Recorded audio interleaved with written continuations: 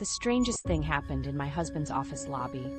I was sitting there scrolling my phone when the security guard walked straight over and, without a word of greeting, slipped a folded note into my open purse like he'd practiced this handoff a dozen times. Then he leaned in and whispered, with absolute seriousness, "Don't read it here, only at home." I didn't open it in the lobby. I waited until I could be alone, and what I found changed everything. But before any of that, the afternoon had started out with nothing more than boredom and bad lobby furniture. The Lobby Boredom Olympics. I called it the Lobby Boredom Olympics, and I was definitely taking the gold that afternoon. Picture me on a stiff, fake leather couch that squeaked if you so much as breathed, locked in a staring contest with a ficus so flawless it looked like it had been ordered straight out of a catalog. Across the room, the receptionist typed like she was trying to beat the keyboard into submission. And nearby, two men argued in hushed tones about quarterly numbers as if stock reports were a life or death matter. Outside, it was blistering July heat, yet inside the air conditioner hummed just enough to freeze my ankles. The contrast was maddening. I checked my phone again, 4:30. Wayne had promised me that he'd be ready to leave on time today. This wasn't just any mundane after-work errand either. We were supposed to pick out a new phone for our daughter's birthday. She'd been begging for one for months, and Wayne had insisted he'd wrap things up early so we could shop before the crowds. That little plan was the only thing keeping me from fossilizing into the couch, scrolling endlessly through headlines I didn't care about. News about politics, world events, and celebrity drama all flowed past like TV static, none of it sticking in my head. Even the group chat was silent. The minutes crawled. No new notifications lit up my screen, no texts from Wayne to say on my way. Nothing. Just the same recycled scroll and the low buzz of office life going on without me. At one point, I started assigning personalities to the objects around me, just to stay sane. The ficus, of course, was Gerald, a silent straight man to my slow descent into absurdity. Gerald didn't flinch in the draft from the air vent, didn't shift under passing footsteps. Perfect. Impossibly perfect. If any plant was plotting world domination, it was definitely Gerald. That's how far gone I was inventing character arcs for lobby plants. I half joked with myself that waiting rooms were designed for this exact kind of mental erosion. Layer on neutral furniture, no real entertainment, the faint hum of machinery, and voila! You could watch the clock chew minutes straight out of your lifespan. Waiting there felt like serving time for a crime I couldn't remember committing. I leaned back, flipping restlessly between apps. A couple more employees shuffled through the glass doors, each with their own purpose and trajectory, while I sat glued in place like some background prop. Whenever the elevator dinged, I glanced up in hope, only to be met by complete strangers. Each disappointment added weight to the moment, dragging the afternoon even slower. Still, nothing seemed ominous yet. I expected Wayne would come trudging out eventually, shirt sleeves rolled up the way they always were by evening, the exact lopsided smile on his face, and an apology in his voice for running late. Then we'd argue about whether our daughter needed the upgraded storage option on the new phone, and later laugh over dinner about having spent so much time debating one tiny speck. That was the script in my head. Predictable, harmless, repetitive. Our family life condensed into one rubber stamp outing. But boredom does strange things to your senses. It sharpens little details you would normally ignore. The receptionist was sighing often enough that I started counting her exhales. While the two business guys by, the elevator seemed locked in a debate that might never end. I watched them gesture emphatically with the kind of seriousness usually reserved for hostage negotiations, while Gerald stood serene in his corner, glossy leaves catching the harsh fluorescent light. For a stretch of minutes, I thought Gerald provided the only suspense in the room. Looking back, it's funny how sure I was about that. I thought the weirdest thing I'd deal with that day was wondering whether Gerald was real or plastic. And then, just as I was about to sink into another round of aimless scrolling, someone entered my field of vision. I noticed movement out of the corner of my eye. It wasn't Wayne. It wasn't any of the usual faces I vaguely recognized from my visits here. It was the security guard, stepping across the lobby with a direction that broke the monotony in a way my brain wasn't ready for. The guard's spy movie entrance. He approached with a slowness that carried weight, and suddenly, every small sound in the lobby seemed to dim. This wasn't the casual shuffle of a man on his rounds. It was deliberate, steady, purposeful, like he'd been saving this exact moment for something secret. I realized I had seen him dozens of times before, but had never really looked. He was older, maybe late 50s or early 60s, with a neat gray mustache and soft brown eyes that usually made him feel safe, unthreatening, like a fixture of the place.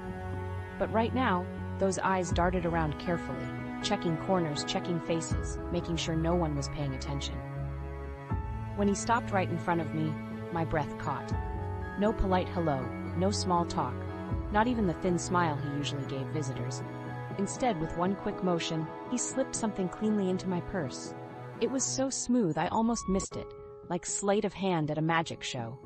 A folded paper, sharp at the corners, buried between my wallet and phone. Then he leaned closer, avoiding my gaze, just at the moment our eyes might have met. In the lowest whisper I've ever heard, he said, "Don't read it here, only at home." And then he straightened, his face emptier than before, and stepped back into the room as though he hadn't done anything unusual at all. My pulse stuttered. A second ago, I had been inventing personalities for potted plants. Now I was caught in the middle of a transaction straight out of a spy thriller. The whole thing lasted less than 5 seconds, but it vibrated in my head as though the lobby itself had shifted into a stage set. For a beat, I didn't move. My hand hovered near my purse, but I didn't dare touch it. My thoughts shot in all directions. Why me? Why now? Had I just been pulled into something real, or was this an elaborate prank? The ridiculous side of me jumped immediately to spy movie cliches. I half expected a soundtrack to kick in, maybe dramatic strings while the camera zoomed on me in confusion. The absurdity wasn't lost on me. My afternoon had gone from yawning over lobby decor to playing unwilling extra in what felt like a bad audition tape for Mission Impossible. Only this wasn't an actor fumbling his lines. This man had sounded serious enough to dry the humor right out of my throat. His warning echoed, "Only at home." 3 simple words, but they hit like a lock being turned. What could possibly be written on a single piece of paper that wasn't safe in this beige waiting area? My skin prickled as I thought of it.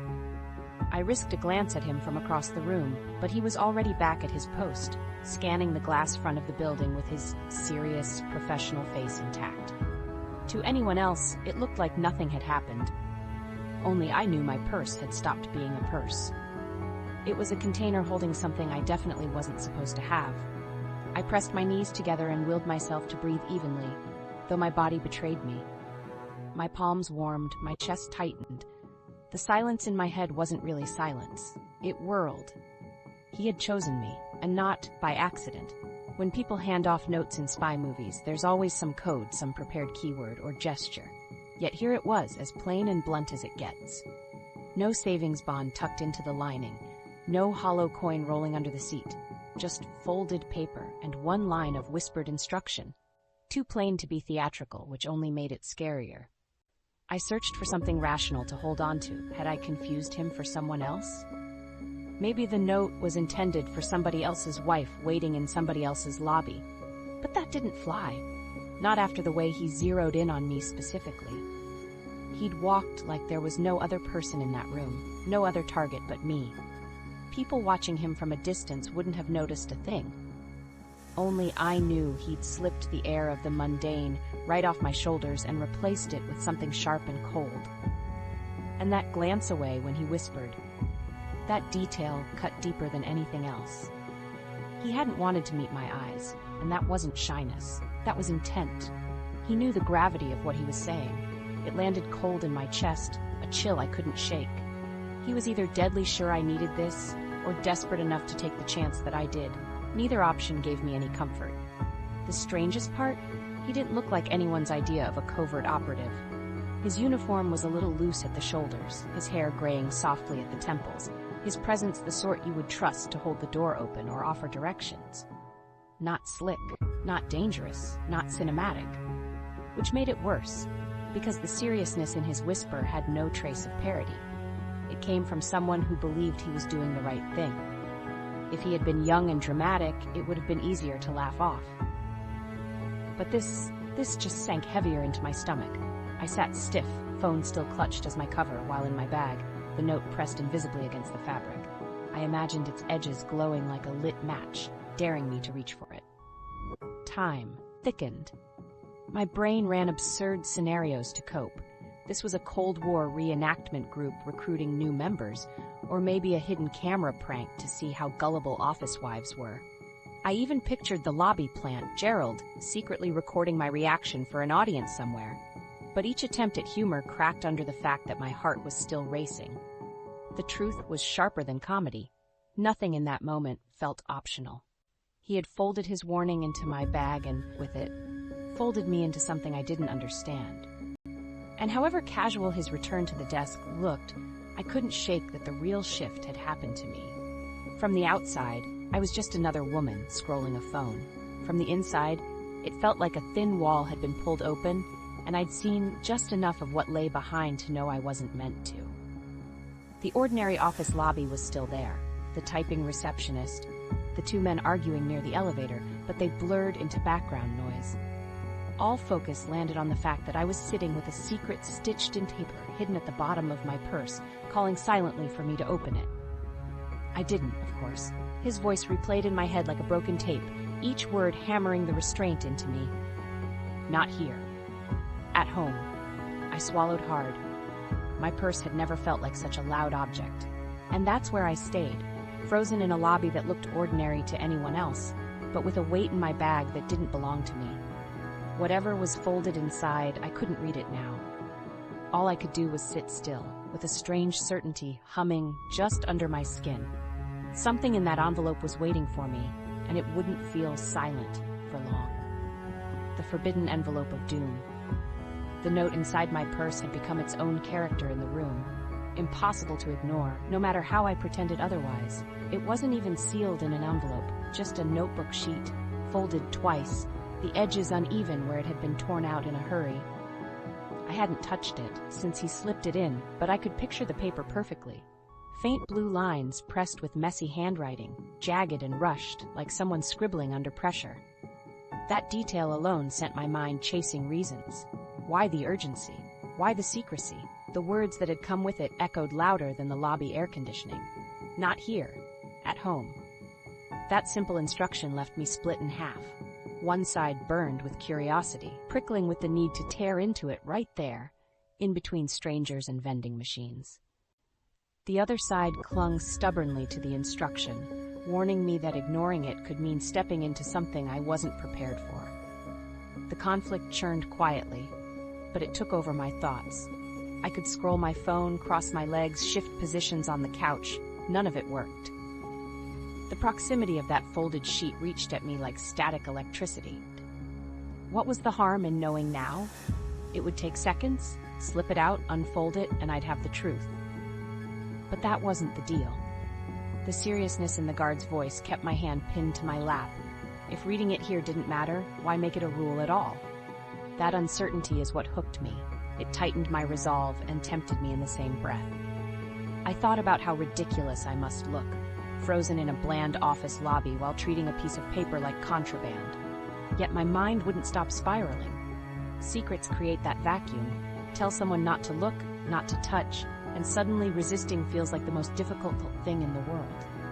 I could have been waiting for Wayne in perfect peace, empty-headed and impatient like always, but instead, there I was convinced that my bag contained something volatile.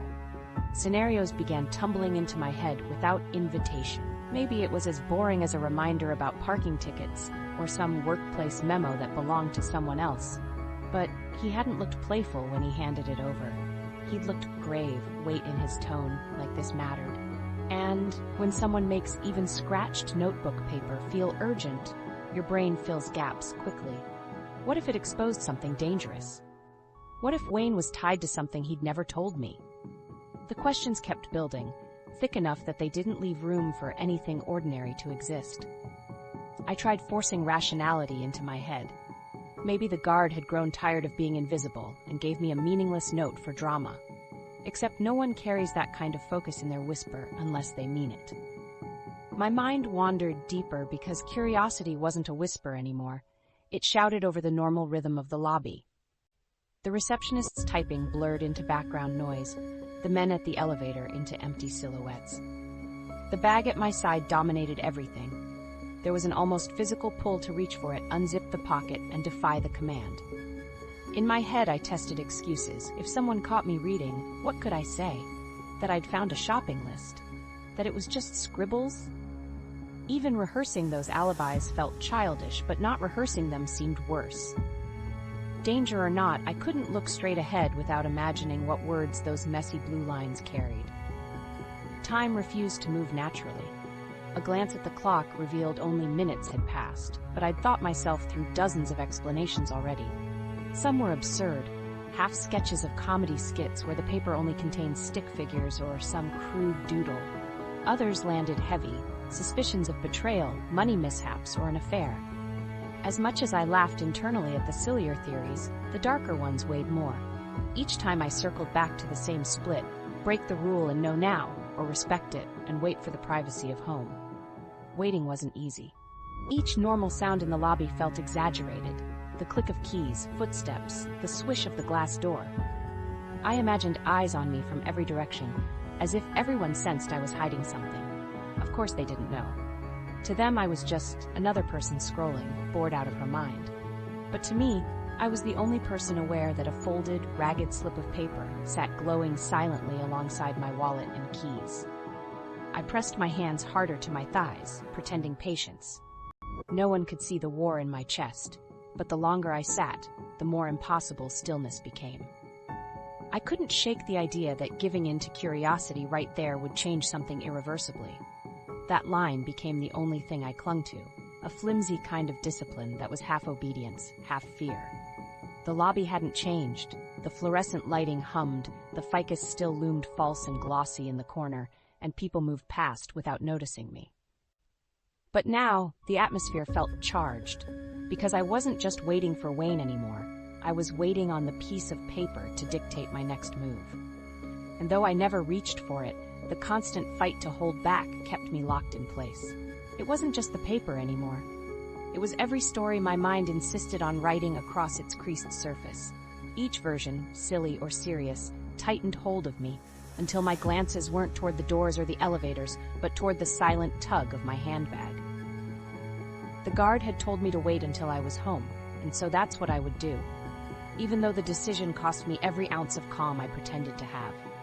I shifted, straightened, tried to look casual, because even in the middle of a crowded room, it suddenly felt like someone might be watching for exactly how I handled this. And it was right there, soaked in suspense but invisible to everyone around me, that the paranoia began to creep in. Paranoid in plain sight. I sank back into the stiff couch, pretending I belonged in that lobby like any other Tuesday visitor. But my nerves betrayed me. Every ordinary click of a keyboard or shuffle of feet suddenly carried new weight. Ever since that paper found its place inside my bag, the backdrop of daily office life no longer felt neutral. My eyes skimmed across the room, restless. Routine became suspect. People dropped into roles they hadn't auditioned for, unwitting extras in the growing spy film playing only in my head. The receptionist, for example, had never stirred much thought in me before. Usually, she blended right into the furniture, typing, answering calls, sipping iced coffee in a continuous cycle. But now, her fingers pounded the keys with such persistence that I was sure she wasn't drafting a memo at all. Each keystroke carried suspicion. Maybe she was documenting the handoff, recording timestamps for her secret agency logbook. Or worse, maybe my name was being fed straight into a system I wasn't meant to exist in. Of course, a quieter voice in me said she could just be hammering the keyboard because her spreadsheet froze again, but I couldn't hold on to that logic. To me, in that moment, she was a frontline informant. Her desk wasn't a reception post anymore. It was a workstation for surveillance. And the cough she let slip a minute later? Clearly that wasn't ordinary either. A signal, coded, delivered straight from throat to headquarters. Then my attention tilted to the two men standing near the elevator. On any other day, they would have looked like overworked employees, half bored with their exchange. Their brief conversation likely circled numbers, forecasts, percentages that wouldn't interest anyone outside their department. But not to me, not anymore. In their hushed tones and tightened expressions, I heard cover stories. Their hands weren't idle either. One man tapped his briefcase lightly against his leg, twice in quick rhythm. Tap, pause, tap. A normal fidget for anyone with restless energy. But for me, it was no ordinary motion. It became a signal, confirmation, a silent code passed from one agent to another within eyeshot of the woman holding the classified slip. Financial talk? Please, they were coordinating. My imagination attached layers of planning to their tones, to their controlled steps. And that briefcase? Obviously stuffed with documents not meant for the public. I knew deep down how absurd these thoughts ran. But paranoia doesn't check in with logic. Paranoia takes the ordinary and coats it in shadow. I watched them adjust ties and thought irrationally about wires, about transmitters lined up neatly along the sill. My humor tried to wrestle it back, telling myself an underground spy agency couldn't possibly stage its covert operations in a lobby equipped with fluorescent lighting and a vending machine. But humor couldn't outrun the hammering suspicion that everyone here was, in some way, watching me back. That was the strangest part. The note felt like a magnet in my bag, and suddenly everyone else acted as if they already knew of its presence. Like I was the only person still pretending. The receptionist glanced down at her monitor again. The two men adjusted their stance, and each movement inflated my state of alert. It was ridiculous, but things didn't stay ridiculous as long as the guard's whisper replayed. His warning carved itself into my head. At home, not here. The seriousness in his voice hadn't been the kind you toss around casually. And at the edges of my imagination, I couldn't shake the feeling that maybe he hadn't chosen me at random. Maybe he'd seen something before. Maybe at night after the office emptied, when shadows stretched longer across the same floor tiles. I didn't know what he'd witnessed, but a flicker of something certain stuck. His caution came from somewhere. The thought didn't calm me. It made my paranoia surge deeper. Because if his whisper came rooted in truth, then all my spirals weren't simple fiction. They were echoes of a reality I hadn't quite glimpsed yet. Every ordinary cough, tie adjustment, or keyboard clack might not be ordinary at all. And sitting quietly with that folded note made me feel like I was, in fact, the last one in the room who hadn't agreed on the script. I shifted in my seat, telling myself to focus, to look inconspicuous. But even that felt impossible. When your own body feels set against you, how do you feign composure?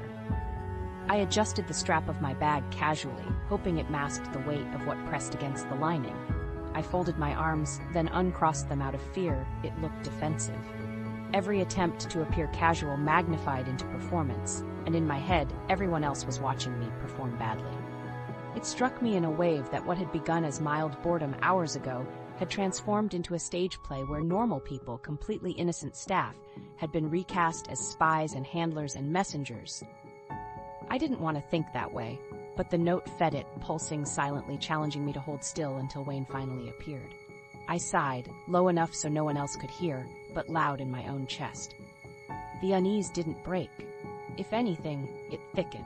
The receptionist bent to grab something from beneath her desk, and my shoulders tightened automatically. The two men leaned closer into their hushed tones, and I doubled down on the ridiculous idea that their entire conversation was really about me. Rational explanations never stood a chance anymore. Not with a note in my purse, not with a whisper still running through my ears. I sank farther into the couch, unclenching my jaw, and forced myself to keep staring forward. That was all I could do, place one thin wall between my spiraling mind and the actual world around me, hoping no one picked up on the difference. I wasn't sure how long I'd have to keep it up, but the tension had to break eventually. Something or someone was bound to puncture it. And when that happened, I wasn't sure if I'd be relieved or terrified all over again. The elevator dinged. Suspicious husband arrival. Wayne stepped into the lobby with that usual calm confidence, the kind of entrance that might have once been a comfort, but now struck me like an alarm bell. His expression was loose and cheerful, like a man whose workday had ended exactly on schedule. Normally, I would have smiled back openly and let relief wash over me. But tonight, suspicion had already hollowed out the easy parts of recognition. The simple act of seeing him emerge from an elevator no longer felt ordinary. My eyes immediately drifted away from his face and landed on details I never would have noticed before. His tie, for instance. Not just straight, but perfectly aligned, crisp in a way I couldn't remember seeing on an average Tuesday. My thoughts turned that neatness into an indictment. Something too precise, too rehearsed. The same tie that used to look polished now looked like a disguise. I caught myself reacting differently when he leaned in, brushing a kiss across my cheek. The instinct to pull back hit before I could stop it.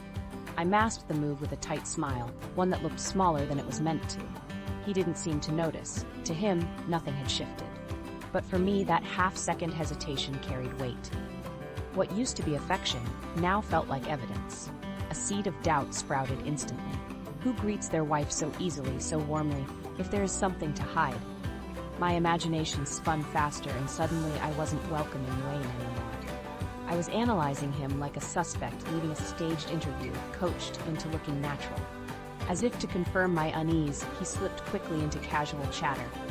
He asked about our daughter's upcoming birthday, running through the list of phone models we had talked about, weighing gigabytes, contracts, camera specs, all perfectly normal, familiar, safe. But I couldn't hear them that way anymore. "Do you think she really needs 128 gigabytes?" He joked lightly. Yet filtered through paranoia, it transformed into coded speech, like every number doubled as a confession. He was just talking about phones. I knew that.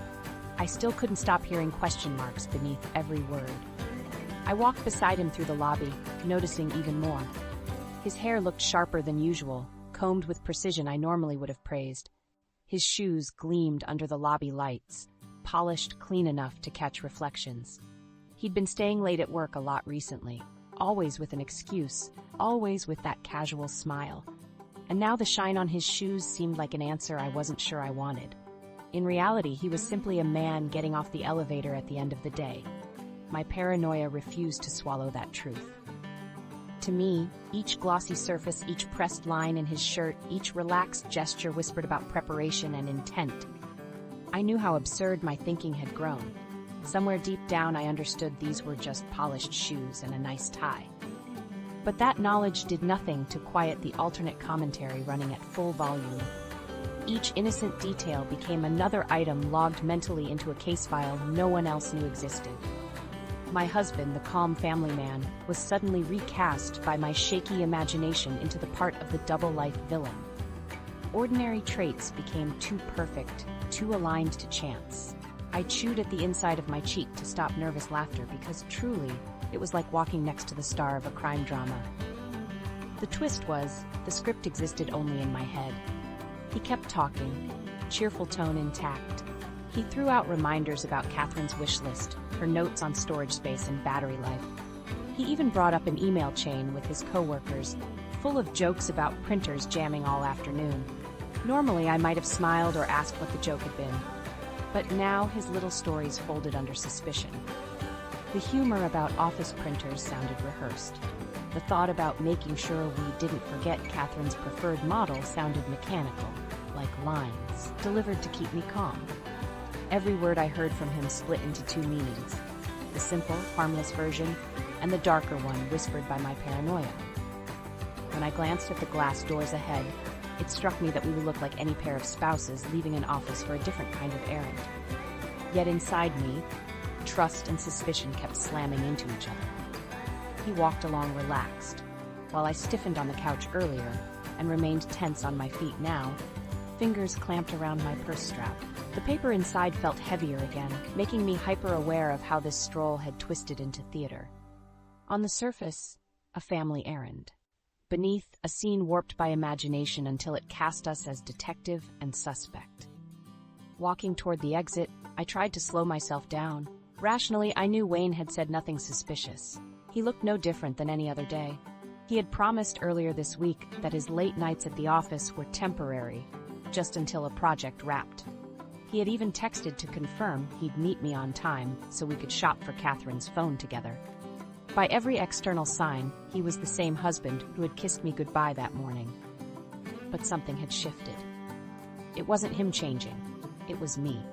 That folded sheet had tilted the floor under my feet, turning me cautious at every step. Instead of hearing his voice in real time, I kept rerunning his earlier words about finishing up late nights and replaying them with a questioning edge. He held the glass door open for me, a simple act he'd done countless times before. My body moved through it automatically, but my mind tripped. My thoughts supplied unnecessary commentary. Was this the gesture of a loving husband, or of someone careful to play his part? The questions annoyed me as much as they unsettled me. This was Wayne, reliable, dependable Wayne. Yet my heart still misfired. Doubt left me stumbling emotionally even as I moved forward in neat steps. Outside, the summer air pressed warm compared to the chill of the lobby, but my mood stayed tense. Wayne brushed his hand across mine as we headed to the car. Usually that touch would have grounded me, maybe even softened the day. Tonight I hesitated before I let my hand respond. A gap so small, he probably never felt it. But I did. That hesitation alone was enough to sting. The guilt of it came quick, because he had given me nothing to worry about besides the fact that lately he had been working late. All the details I was using as evidence existed only because I was primed to see them that way. Yet the guilt didn't erase the suspicion. It layered on top, heavy and confusing. Sliding into the passenger seat, I forced myself into automatic responses. Nods here, a smile there, a short laugh placed at the right moment. On the surface, it was the typical start to an evening errand run. But under it all, the folded paper dragged at my attention, stealing focus no matter how hard I pretended. While Wayne talked about memory space and cameras, I barely heard any of it. My eyes landed on the reflection of his tie in the windshield, neat and balanced, and the same thought circled again. Perfect never looked so suspicious until now. I pressed my lips together, fighting the urge to dive into my purse and end the mystery.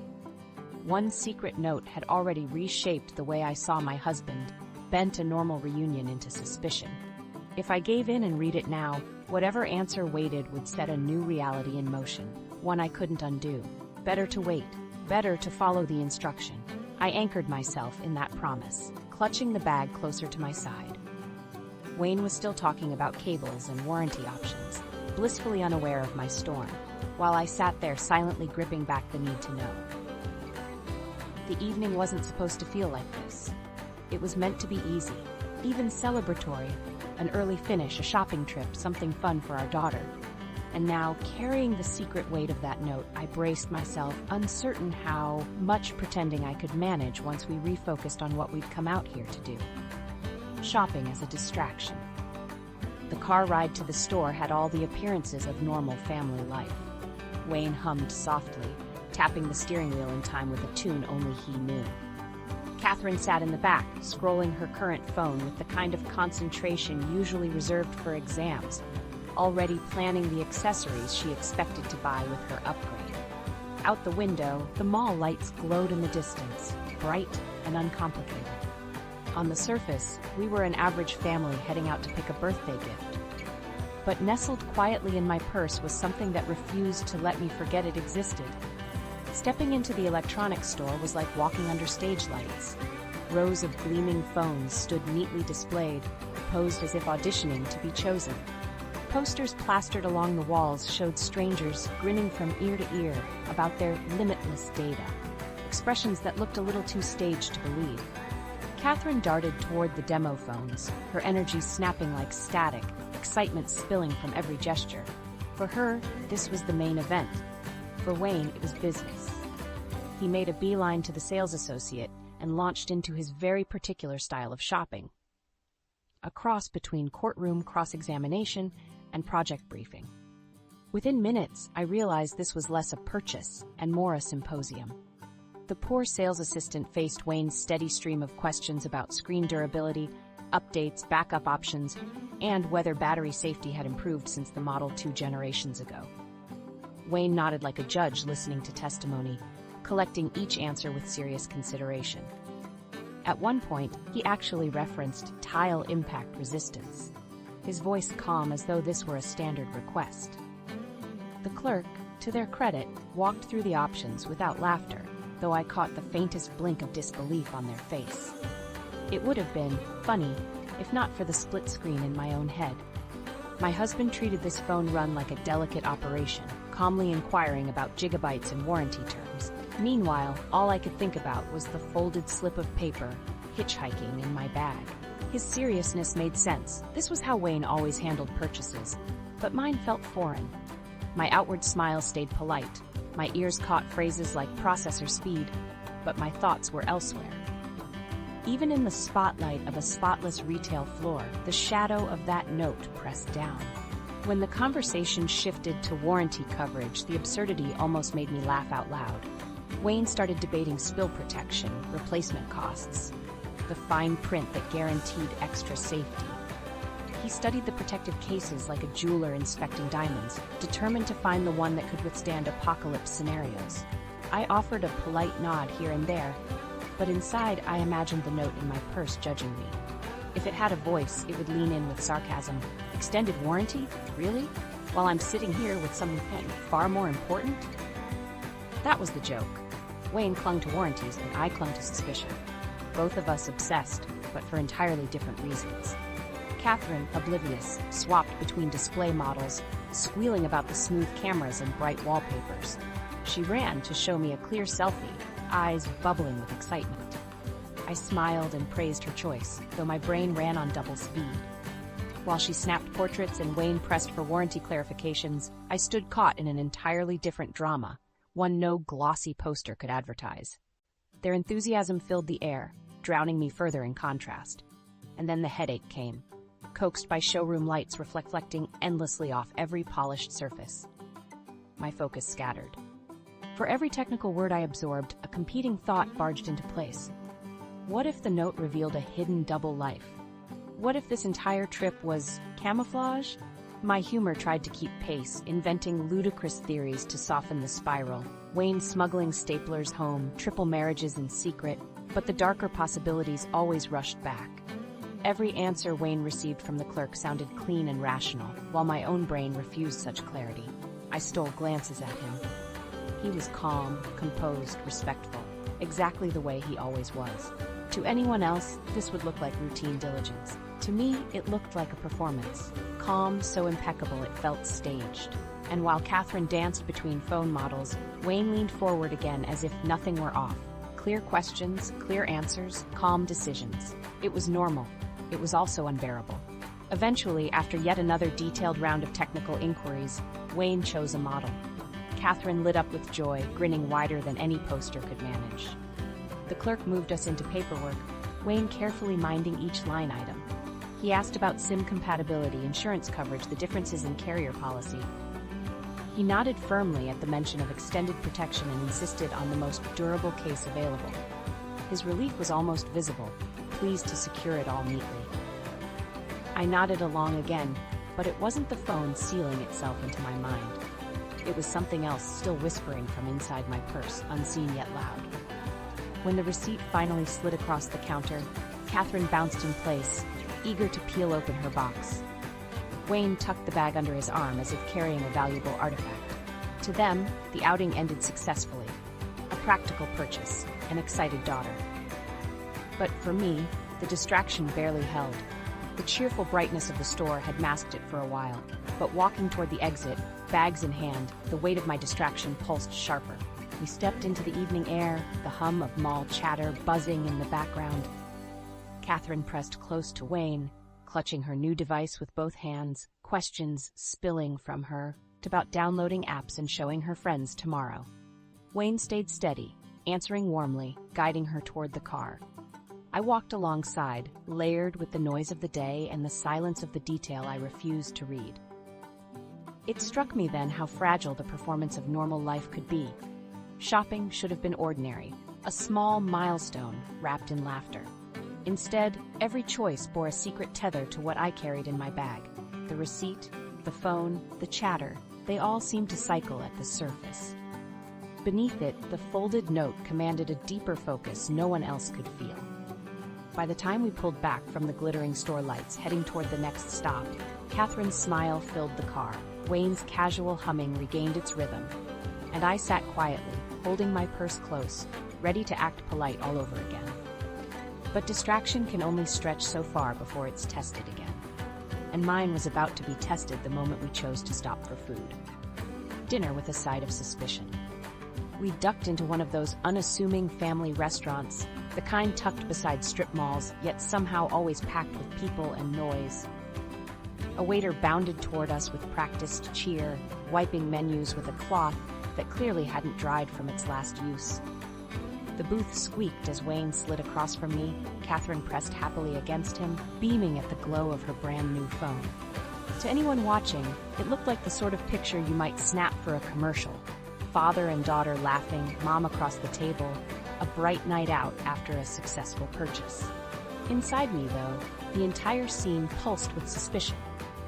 Wayne set down his water and launched into easy conversation, spilling travel plans into the air like puzzle pieces he thought fit together. He talked about seaside rentals, fresh air, even the idea of Catherine riding bikes down a boardwalk with friends. His voice was full of all the right tones: affection, pride, excitement. Normally, I would have melted into that energy without a second thought. But with the folded note sitting against my purse at my side, his words felt thin, like rehearsed lines in a play where I wasn't sure who he was performing for. It was family planning on the surface, and coded reminders of something hidden just underneath. Catherine piped up briefly, eyes never leaving the glowing screen in her hands.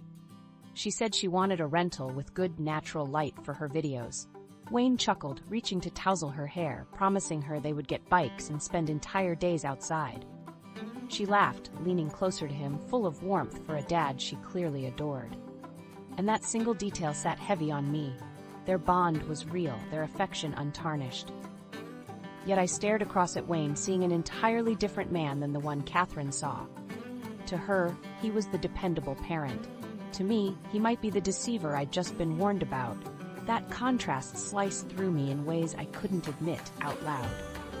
Dinner was placed in front of us. Catherine dove into her plate. Wayne stirred his pasta evenly, but I pushed food around one corner of mine with the mindless movements of someone pretending. A bite of salad, a sip of water, then the fork resting again before I forced myself to repeat the cycle. My appetite was gone. Every forkful felt like a prop in the act of appearing fine. Across from me, Wayne leaned in, catching my eye with that practiced easy smile. "Are you sure you're okay?" he asked softly. To anyone else, it would have sounded nothing but caring. But paranoia shaded the tone. I pictured an alternate version, him worried I had already found him out, probing to see if he needed to recalibrate his act. His words twisted into strategy before they even finished leaving his lips.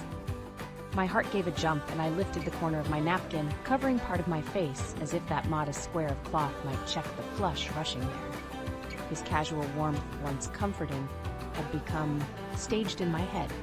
Every move he made, the way his hand brushed mine mid-sentence, the way his laughter filled in Catherine's gaps, carried an edge. Nothing outrageous, nothing obvious. Just enough for me to keep watching him through narrowed eyes, accusing silently while still nodding politely, performing the role of agreeable spouse.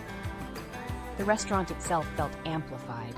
Plates clattered, children at another table giggled too loudly, waiters moved in bursts, but all of it bent around me like staged scenery.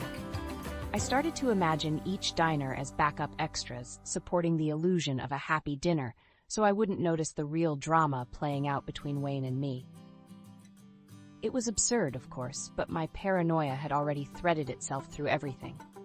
Smiles around me looked suspicious, laughter sounded rehearsed. When Wayne adjusted his glass, rolling it between his palms while speaking, I interpreted it like a theatrical beat. Another calculated move.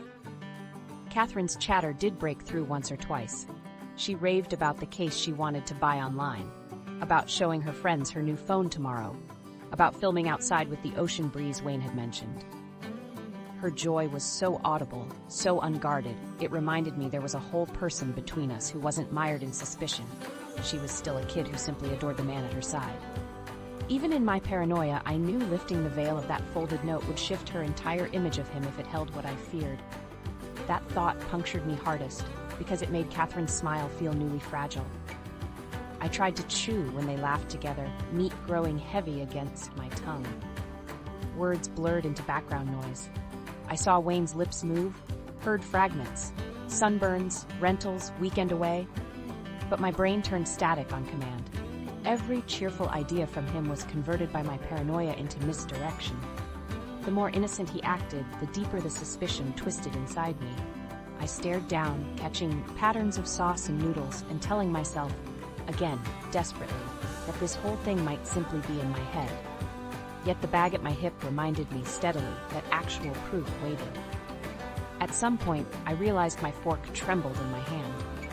I pressed it down firmly, unclenched my fingers, and forced out a short laugh at something Wayne said to Catherine, though I hadn't tracked the line.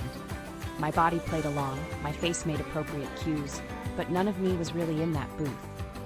My mind traced over the guard's whisper, not the vacation plans seated right before me. And then came the question I hadn't prepared to answer. How much longer could I keep this act running before I snapped in front of both of them? The thought hit like a cold wave. If I broke here, at this sticky-tabled restaurant with a dozen strangers sharing their own meals nearby, everything private would become public. I needed to leave, even briefly, to tear free from their gaze and find space to open the truth waiting in my purse. My mind searched fast for an excuse, reaching blindly until I heard myself say, too casually, "I'm going to take a shower." It slipped out wrong, entirely unsuited to a public dinner setting, but I grabbed it and stood anyway, realizing halfway through how absurd it sounded. I even rolled my eyes at myself as I walked from the booth, waving a hand vaguely, hoping to sell it lightly. "You know what I mean," I added, muttering, and left Wayne shaking his head fondly, unfazed, while Catherine smiled down at her phone again. It wasn't bold, it wasn't clever, it was flimsy, awkward, and poorly delivered. But it bought me an exit. And right now, that was exactly what I needed. I hurried away in the direction of the restroom, my bag pressed securely against me, heart thumping fast, because what waited inside that folded scrap of paper was no longer something I could postpone. The bathroom spy reveal prep. The bathroom door closed behind me, and the din of the restaurant faded into tiled echoes. Fluorescent tubes hummed overhead, throwing a cold light across every surface. I gripped my purse against my stomach as though it contained something more dangerous than cutlery. For anyone else, this was just a restroom pit stop. For me, it became a sealed hideout, a makeshift bunker for a private unveiling. I slipped into a stall, flipped the lock, and sat down on the closed lid of the toilet, my knees pulled close, bag perched like contraband. The buzzing lights, the smell of cleaning solution, the faint squeak of shoes outside, all of it blended into background noise. This stall, in that moment, wasn't a bathroom. It was the only safe place where I could finally look. I pulled the note out slowly. The paper wasn't sleek or official. It had been ripped from a lined notebook, the edges ragged and uneven. It wasn't an envelope or a neat memo. It was rushed, torn, almost frantic, and the handwriting scrawled across the folds confirmed it. Jagged lines, uneven letters, ink pressed too hard in some spots until it bled slightly, a hand clearly moving fast. Those messy strokes gave it urgency, like whoever wrote it wanted the words delivered before thought could slow them down. And right at the top, partially visible as I teased open the first crease, I caught the beginning. "Dear Beatrice." My name, unmistakably mine, standing there in shaky ink. The guard hadn't grabbed the wrong person. This had been meant for me from the start. My palms were slick, leaving faint damp spots on the paper. They shook so badly that every fold took longer than it should. I wasn't unfolding stationery. It felt like I was dismantling explosives. Each crease cracked, soft but audible, and it made my pulse louder in my ears. I told myself to keep breathing anyway, muttering quiet encouragement under my breath, steady hands, no slipping. Halfway through, I even laughed at myself, an uneasy little breath that bounced off the stall door. Who reacts like this to notebook paper? Yet I couldn't help it. The weight of this single page held more attention than anything else in my life had for years. I slowed myself down deliberately, though it hurt to wait. If I rushed, I might miss something. I treated it like a performance. First fold, flicked open, pause. Second fold, pried apart slower, my fingers fumbling over the fragile edge. I held still for a second, staring at it folded halfway, a private intermission. In the silence, I imagined tense strings building in the air around me, like movie music swelling in sync with each movement of my fingers. All this ridiculous ceremony for lined paper torn from a cheap spiral pad. Still, it made sense. I'd been suspended in questions all night. Now that the moment had come, I couldn't just tear into it recklessly. I looked down and saw only half-opened crinkles like ink teasing from below, and it kept me frozen. My mind refused to hold back from speculation. What if it was about Wayne being unfaithful? That was the fear I couldn't shake. What if it was about money, about something stolen at work, about some fraud spiraling in the background of our life? Or maybe it was absurdly trivial, dire warnings that really boiled down to missing muffins from the office kitchen. My imagination sprinted everywhere at once. Each version had me convinced for about 3 seconds before veering into the next. The paper in my lap grew heavier as the stories multiplied. I tried pushing myself into humor to steady my nerves. I pictured someone hidden behind the next stall whispering into their phone, "She's still unfolding. 2 creases left, I repeat, 2 creases left." I pictured cameras in the ceiling expecting me to overreact for their entertainment. If anyone really did peek under the door right then, they would have seen me crouched over notebook paper with narrowed eyes, like a doctor about to resuscitate a patient. I had caught sight of my own shoes and silently thought, "This is insane." But the insanity held steady, threading through every inch of me. The paper itself betrayed all my buildup. Plain, limp, a little soft at the corners from being ripped out too fast. No weight to it, no aura. Just a good old-fashioned notebook page written in messy ink by someone who didn't care for aesthetics. Its ordinariness should have calmed me. Instead, it made me lean harder into anticipation. Because if something so small and plain had been treated with such secrecy, then whatever it carried mattered. It had to. I exhaled sharply, rubbed sweaty palms against my thighs, and forced my fingers to the last crease. My heartbeat was faster than any noise outside. I realized I wasn't breathing much at all. Short inhales, shallow, unwilling to release anything fully until the secret came clear. I pinched the fold, tugged gently, eased it open inch by inch. The final barrier. My knees pressed harder into the stall door as though bracing for impact. And here's where the pace mattered most.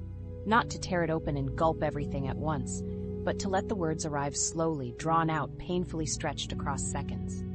I decided, without thinking much, that when I did reach the first line, I'd read it aloud softly, just one sentence, just to anchor myself. Let my voice carry it into the air so I could hear it, not just read it in silence. That way, the sound could match the weight.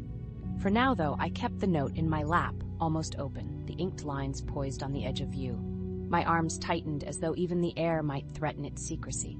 I prepared myself silently. I'd unfold the last crease.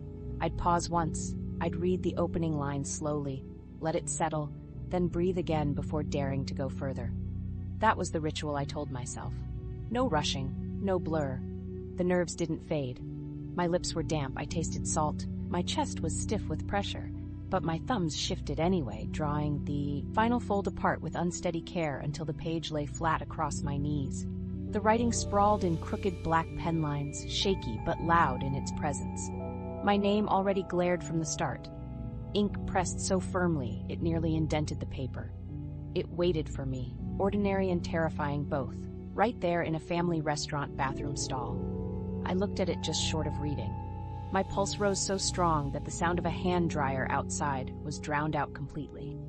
Every sound, every thought shrank into a funnel pointing to the words sitting blatantly in front of me, ready to knock me over. I knew there'd be no going back. Once I saw them, everything shifted. I leaned in, hunched like the paper might whisper instead of shout. Fingers pressed the corners flat, my voice whispering the rehearsed plan, read slowly, pause, then breathe. My chest tightened again, my breath stuck. My eyes dropped. The moment I had dragged, stretched, postponed for hours was exactly here. And that's where I sat, in a locked stall, fluorescent light buzzing, lined paper trembling between restless hands, so close that the first line burned at the edge of my sight. The reveal was no longer suspended. It was waiting for the next second. I let my eyes trace the words, ready at last for the note to speak. The note finally speaks. My eyes gripped the first full line, and the words hit harder than I'd braced for. No jokes, no speculation, just blunt ink on the page spelling what the guard had been too cautious to say aloud. The handwriting was rushed, jagged, uneven, but there was no mistaking the meaning. This was about Wayne, and it wasn't guesswork. It was an account. The guard described in plain terms what he had witnessed. Wayne staying in the office long after most staff had left, not once but repeatedly on nights that stretched toward midnight. The location was specific, on the 8th floor, near Wayne's own office, and Wayne had not been alone. The note detailed a younger woman, someone the guard estimated in her mid-20s, entering after hours and leaving with him more than once. That detail shoved me neatly over a ledge. It wasn't vague suspicion or gossip, it was observation, a routine broken down into evidence. Wayne there, her there, multiple nights, same floor, same result. At first I stared, almost refusing to believe that my own name headed the top of this page. Dear Beatrice. And these words were meant for me. My brain clawed for escape hatches. Maybe the guard had confused Wayne with another man. Maybe it was just office overtime with a junior colleague working late. Yet the way the sentences pressed in, hard strokes of the pen pressing creases into the paper, told me this wasn't a casual report. He had meant every line. Your husband is often present on the 8th floor after hours. He is not working. He is not alone. I have seen them together more than once. You should be told. The practical coldness of the phrasing struck hardest. No embellishment, no explanations, just not working, not alone. My throat felt too tight to swallow as I read it again. The guard hadn't even tried to soften the blow. He wrote the lines like setting stones, stacking one after another until they sat like walls around me. My hand trembled as I traced farther down. Beneath the warning, there was a closing. The guard hadn't stayed anonymous, as I expected. He signed it, just his name, nothing more. A signature that transformed the page from passive rumor into accountable truth. Someone had taken the risk to write this, to hand-deliver it to me, and to stamp their name underneath. That single act carried weight. It meant he wasn't guessing, he wasn't idly stirring trouble. This was his testimony, and he wanted me to know it mattered. The walls of the bathroom stall seemed to close in. For weeks, I had been annoyed at Wayne's late nights, the quiet promises he would be home soon, that stretched hours longer, the vague mention of projects and deadlines. I had brushed them off as career obligations. But seeing it here, written by someone who had witnessed the scenes himself, soldered those late-night excuses into something poisoned. If Wayne hadn't been working, if he hadn't been alone, then every spreadsheet, every excuse about overtime burned through as hollow. My shoulders pressed against the stall walls because the space felt too small for the flood that swept me. Anger hit first, sharp bursts, like sparks shooting out. How casual he had been during dinner, how easy his voice had sounded, grilling the poor teenager at the electronics store over phone warranties. He had smiled while ordering pasta, leaned close to brush my hand, joked about family vacations, all while carrying another life after hours on the 8th floor. My stomach pitched so violently I gripped the edge of the toilet tank just to steady myself. Even then, my mind tried almost desperately to retreat into humor. For a split second, I thought maybe the woman in question was just the janitorial staff, and Wayne was hanging around to critique her floor polishing technique. Or maybe the guard had stumbled into Wayne's secret karaoke partnership, misinterpreting a duet rehearsal as something else. Images flashed comically of Wayne crooning pop ballads next to a confused intern. The picture almost made me laugh, but the note burned those jokes away too quickly to hold on to. The fact was clear. There was no misreading. Wayne wasn't working, he wasn't alone, and there was another woman. I bent forward, hands still clutching the jagged page like I might rip it in half. My breath scraped short, shallow, like the air itself had shrunk. The words repeated in a cruel rhythm. Not working. Not alone. The repetition became unbearable. I thought of Catherine in the next room, giddy over her new phone, clinging to Wayne's side as if love was simple and dependable. I felt sick thinking how fragile that joy suddenly appeared, if this note was true. The idea that my whole dinner had just been theater gnawed at me. I replayed Wayne's laugh, his casual questions, his humming in the car, imagining them all rehearsed. Were they truths, or just rehearsals for concealment? He had looked so convincing, shining shoes, perfect tie, easy dinner banter, that under this revelation all his details blurred into stage props. I forced myself to read the note a third time. silently mouthing each word, hoping repetition might dull the shock. It didn't. It carved deeper. The moment cracked with another realization. If I had never waited in that lobby chair, never caught the guard's attention, I would still be moving through life casually blind. Maybe months more, maybe forever. That possibility stung like the betrayal itself. Anger and disbelief collided. One part of me wanted to storm back to the booth, slam the note down in front of Wayne, demand every answer at once.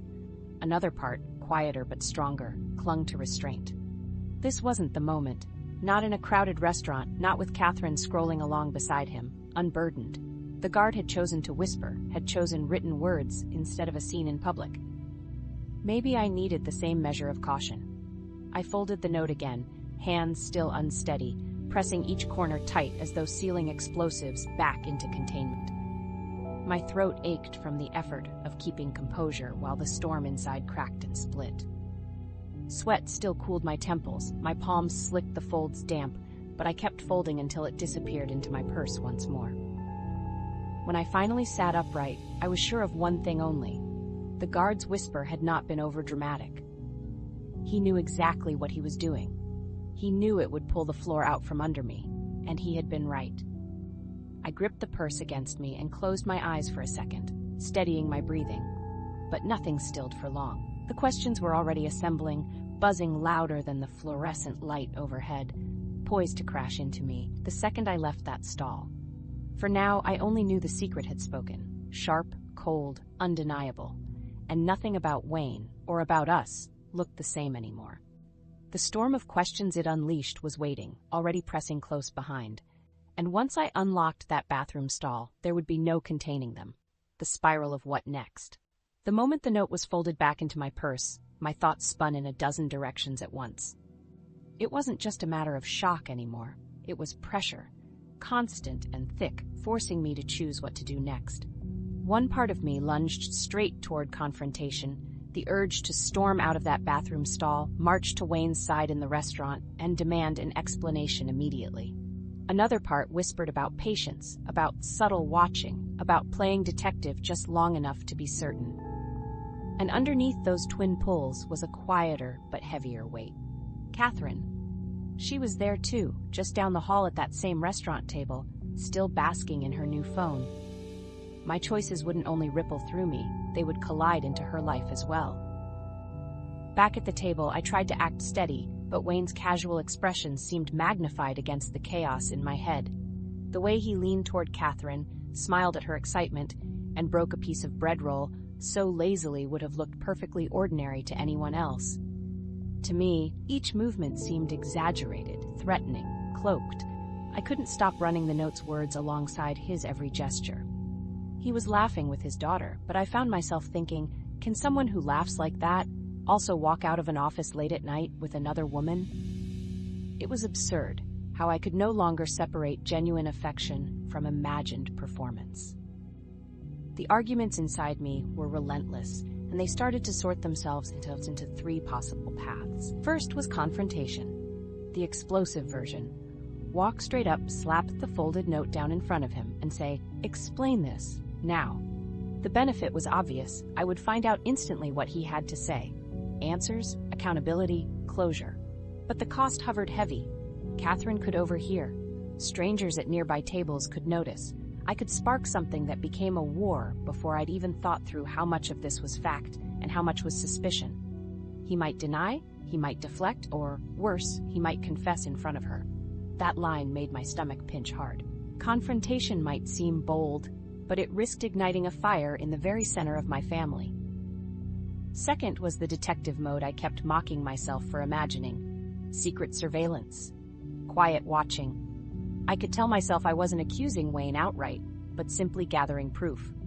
I pictured myself checking his emails when he slept or sifting through receipts in his work bag, following breadcrumbs until they formed a trail. Even following him to the office. My brain offered cartoonish images of me crouching behind cubicles in black clothes, but beneath the humor lurked conviction. Being sneaky could let me confirm what the guard had written without alerting Wayne to my suspicions, but it also made my chest tighten. Did I really want to become that person? Creeping around like an amateur spy in my husband's life? Each time I laughed at the absurdity, the dread reminded me I was laughing because it wasn't entirely a joke anymore. The third option tugged hardest but felt slow as stone. Gather evidence carefully while protecting Catherine until I knew the truth. This option meant pretending everything was steady for her, keeping her routines intact while I quietly decided how to verify what the note said. Maybe talking to the guard again, one-on-one. Maybe double-checking the office schedule without Wayne's knowledge. It was slower, deliberate, maybe even cautious enough to keep our daughter safe within the illusion for a while longer. But the drawback was agony. I wasn't sure I could play the part of composed wife much longer without breaking. Each everyday phrase Wayne offered, each casual laugh he gave Catherine, made me feel like I was crumbling. I rotated those 3 scenarios over and over in the hours after dinner. Each glance at Wayne sharpened the decision-making storm. When he leaned back on the couch at home, kicking his shoes under the coffee table, I tried to picture myself confronting him right then. My arms folded, my voice sharp, the note in my raised hand. Sometimes in that mental version, he teared up, confessed everything with apologies tumbling fast. Other times he denied without hesitation, glared, or claimed the guard had it wrong. Every imagined version ended messily. Then I pictured myself in detective mode, silent, creeping, scanning his phone when he left for the kitchen. The thought made me smirk bitterly, but it didn't go away. It kept repeating with such persistence that I almost reached for his phone just to end the tension. Still, Catherine's presence filled the background of every thought. Our routines weren't built for spy games or screaming arguments at the front door. They were soft and ordinary routines. School drop-offs, homework checks, small arguments over laundry piles. I thought of her face lighting up earlier when Wayne promised those rental bikes by the ocean. I imagined that face collapsing into confusion if she heard raised voices from our bedroom or caught sudden lies tearing open. That vision forced me away from raw confrontation. The choice wasn't only about me anymore. Night deepened, and in our bedroom Wayne slid comfortably under the covers, sighing in exhaustion. He kissed my forehead without hesitation, whispered goodnight, and shut his eyes. To him, the day was ordinary. To me, it felt like tectonic plates had shifted.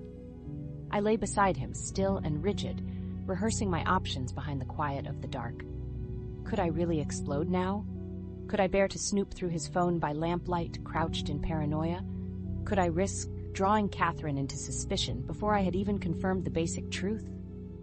My breathing matched his rhythm in pretense, but my mind forced its decision by elimination. Explosion was too immediate, too dangerous for Catherine. Espionage was tempting but ugly. I could laugh at trench coats in my mind, but sneaking wouldn't give me peace. That left the slow gathering, the careful pause. Protect her. Watch him. Verify through observation. Anger in me wanted fireworks, but survival demanded patience. I didn't feel proud of it. I didn't feel reassured either. But I folded the note deep into the drawer beside my bed, sealed it away with one resolve. For now, I would wait and watch. Not passive, not silent forever, just not reckless tonight. My eyes burned and stayed open long after Wayne's breathing softened into sleep. I built small promises in my head, promises that I would look closer at his office soon, that I would not let this note linger without action. But not yet. Not in the middle of the night with Catherine asleep just down the hall. So that's what I chose. Not confrontation, not late-night espionage. Just pause, watch, observe, collect what can be confirmed. From the outside, it looked like I'd simply gone to bed late, silent and restless. Inside, it felt like standing at the edge of a cliff, refusing the leap for one more day. And that decision, however fragile, held me through until morning. It let Wayne sleep as if nothing heavier than routine lingered between us. It let Catherine dream without shadows overhead, but it didn't still my nerves. It only channeled them forward, waiting. Because the next move was already set. Quietly, deliberately, I would step back into that office, into that building, to see for myself what truth lived behind the late nights and whispered warnings. Then, and only then, would I know how to act. It's unsettling how something as small as a folded piece of paper can redraw the lines of an ordinary day. What started as a quiet wait in a lobby turned into hours of spiraling suspicion, half comedy and half crisis. That's the mix that makes this story resonate, because when faced with the unknown, most of us fill in the blanks with drama. So here's my question for you. If you were in my place, would you confront, spy, or carefully gather evidence? Let me know in the comments. And if you enjoyed this blend of tension and humor, don't forget to like and subscribe. Sometimes the strangest little moment, a note from a stranger, forces you to face